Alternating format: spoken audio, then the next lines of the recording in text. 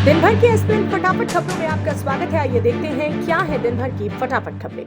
जानते हैं लक्ष्मण रेखा नोटबंदी मामले की समीक्षा करेगा सुप्रीम कोर्ट, केंद्र सरकार और आरबीआई से मांगा जवाब।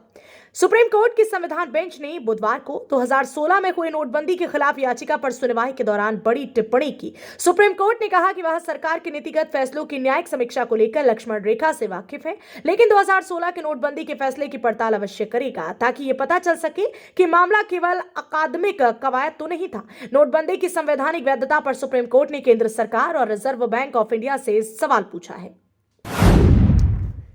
सुप्रीम कोर्ट ने देश भर में पिछले 7 सालों में कुत्तों के काटने की घटनाओं के आंकड़े मांगे। सुप्रीम कोर्ट ने एक बड़ा कदम उठाते हुए राष्ट्रीय पशु कल्याण बोर्ड से देश भर में कुत्तों के काटने की घटनाओं के पिछले 7 साल के आंकड़े तलब किए हैं। सुप्रीम कोर्ट ने बोर्ड से कहा कि वे सभी राज्यों के प्रमुख शहरों में पिछले 7 साल में कुत्तों के काटने की घटनाओं का ब्यौरा दें।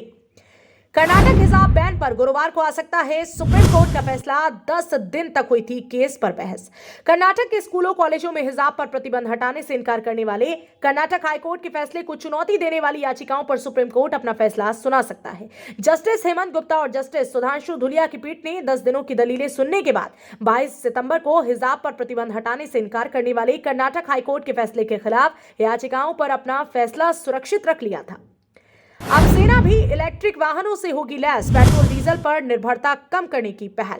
भारतीय सेना की चुनिंदा इकाइयों के 25% हल्के वाहन, 38% बसें और 48% मोटरसाइकिल जल्द ही विद्युतीय होंगी। कहा गया है कि भारत 2030 और 2070 तक ग्रीन हाउस गैस उत्सर्जन को कम करने के वैश्विक लक्ष्यों को पार करने वाले डीलरों में से एक के रूप में उभरा है। कार्बन उत्सर्जन और जीवाश्म ईंधन पर निर्भरता को कम करने के लिए कई परियोजनाएं लागू की जा रही हैं। कोटकपुरा फायरिंग। पंजाब पुलिस की एसआईटी ने अकाली दल नेता प्रकाश सिंह बादल से की पूछताछ। पंजाब में 2015 के कोटकपुरा पुलिस गोलीबारी मामले की जांच कर रहे पुलिस के विशेष जांच दल ने बुधवार को यहां पूर्व मुख्यमंत्री प्रकाश सिंह बादल के आवास पर उनसे करीब 3 घंटे पूछताछ की। सूत्रों ने बुधवार को यह जानकारी दी। बाला साहेब खुद यह वचन निभाएंगे। अंधेरी ईस्ट के चुनाव में मुंबई के डब्बे वालों का उद्धव ठाकरे को समर्थन। उद्धव ठाकरे को आने वाले समय में होने वाले अंधेरी पूर्व के उपचुनाव में कई संगठनों का समर्थन मिल रहा है। मुंबई के डब्बे वालों ने मातोश्री जाकर उद्धव ठाकरे को समर्थन दिया। उन्होंने उद्धव ठाकरे से मुलाकात भी की।